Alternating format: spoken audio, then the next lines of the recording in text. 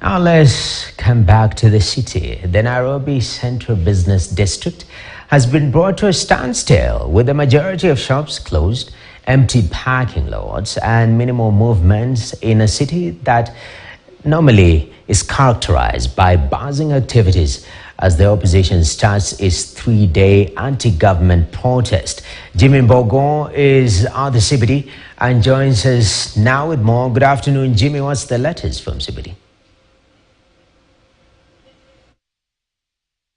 Well, indeed, thank you very much, and a very good afternoon to you. Yes, as we have decided rather to take a walk within town. Now we are currently on one of our vehicles, just taking a stroll around the CBD, which is quite deserted and characteristically of Nairobi. We are currently on Kenyatta Avenue. This is around the area of GPO, where normally we would have a lot of human traffic, people coming to look for different services. That is from the Huduma Center that is currently within the whatever at the GPO station now. Unfortunately, today this town is a ghost town for most Kenyans. They, I think, out of caution, they have decided to just stay away and stay at home from the businesses.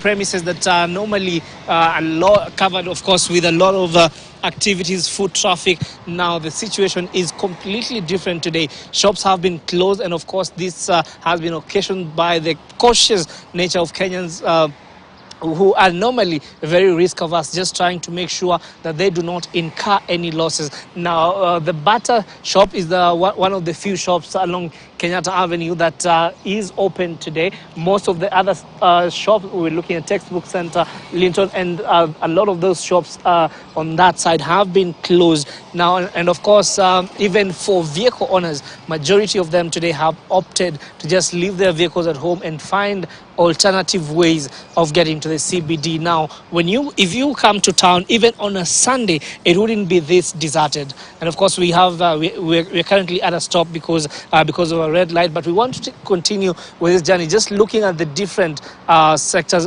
different streets along the Nairobi CBD, just to be able to see the clear depiction of what is currently happening now. The last time that these demonstrations were there, of course, this is these are scenes that we have seen every time there are demonstrations. Now, from the Kenya Private Sector Alliance, one of the things that they say is that they expect up to 3 billion shillings being lost. Now, if these demonstrations are going to go on for at least 3 days, which is what the Azimio Coalition is projecting to do and looking at doing, we're looking at 9 billion shillings lost every week. And of course, we're just seeing a number of police vehicles also patrolling and of course being supported by the National Youth Service officers, all who have been walking around town with batons. And of course, for most Kenyans, this is quite a tense situation, and just the atmosphere within the Central Business District is not the same. It is not as jovial as Nairobi normally is. And of course, this to majority of businesses that have been struggling. Again, you will remember that we've just come from an election. We have the COVID pandemic, and most businesses at that time were really hoping that this would be the year that they would be breaking even and just looking at being able to make money,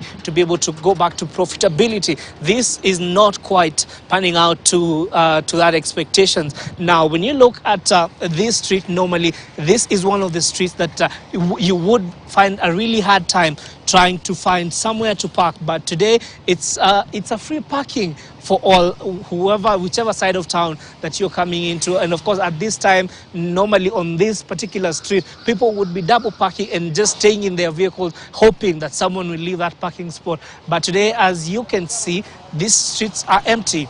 We actually have a number of countable cars. We're counting about less than 10 cars, particularly on that street. And of course, the usual boda stands. We're seeing at least, for instance, on that stand, we have only 2 bodas. When you look at even the shoe shining stalls normally that would have businesses and people queuing up just to get their shoes done and to get going. with their business activities. Now today, that situation is completely different. It's actually police officers who are just chilling and waiting to see what happens. But largely, Nairobi is quite peaceful at this time. Of course, the demonstrations were expected to the demonstrators were expected to meet at Jacaranda Ground and then make their way to the town center, but that has not happened so far. So CBD is still very deserted, but largely peaceful. There, we have not seen running battles today from officers, and of course, you can see some of the boda riders there just sitting idle and waiting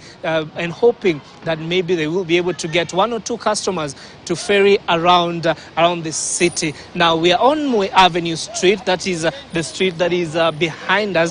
Again, this street is normally very busy. Again, the same situation replicated on this other, the same situation that we have seen on Moi Avenue is what is being replicated on Kenyatta Avenue. Again, a number of shops that have been closed, and even for the few ones that have been opened, of course, the owners and just the security manning those doors, keen to close at a moment's notice. Again, this is yet another street that we would be expecting a lot of businesses running.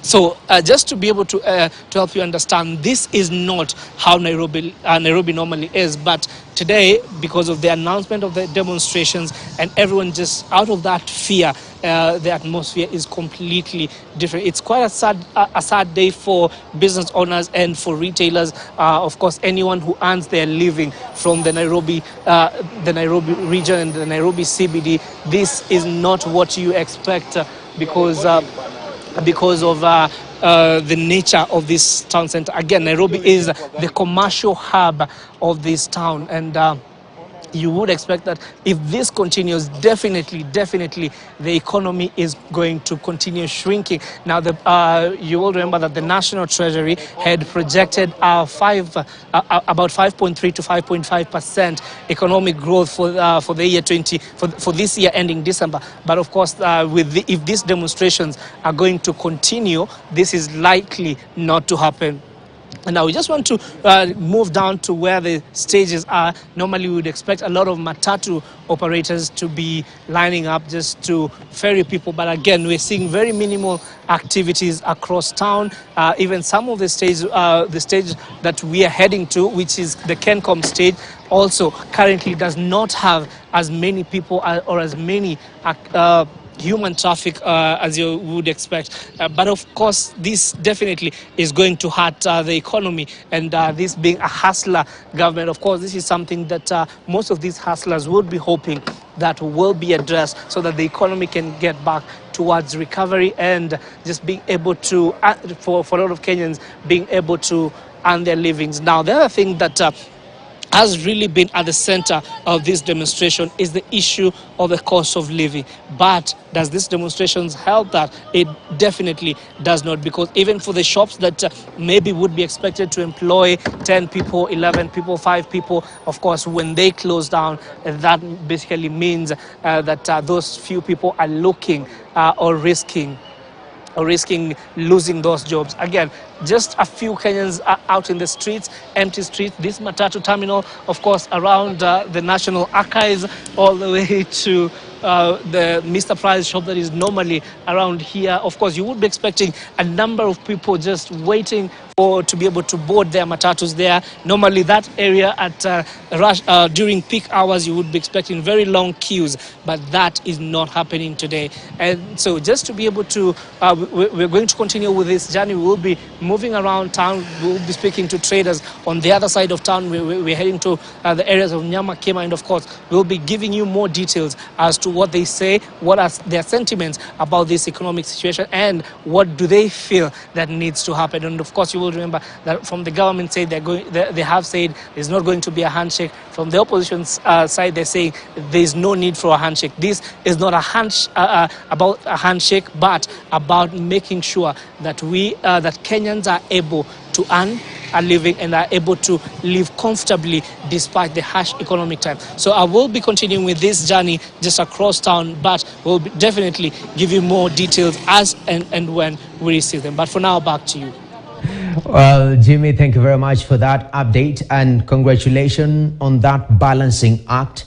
The back of that pickup, I understand, hey, that takes expertise, and that will be our discussion in the second half. That balancing act, not what Jimmy was doing, but the numbers that he was giving regards to doing industrial action, or as we call it, anti-government protests vis-a-vis the economic situation. How do they marry, and how do we find a sweet spot that works for all parties? We'll be having that discussion with Philip Pande, who is with us in this studio.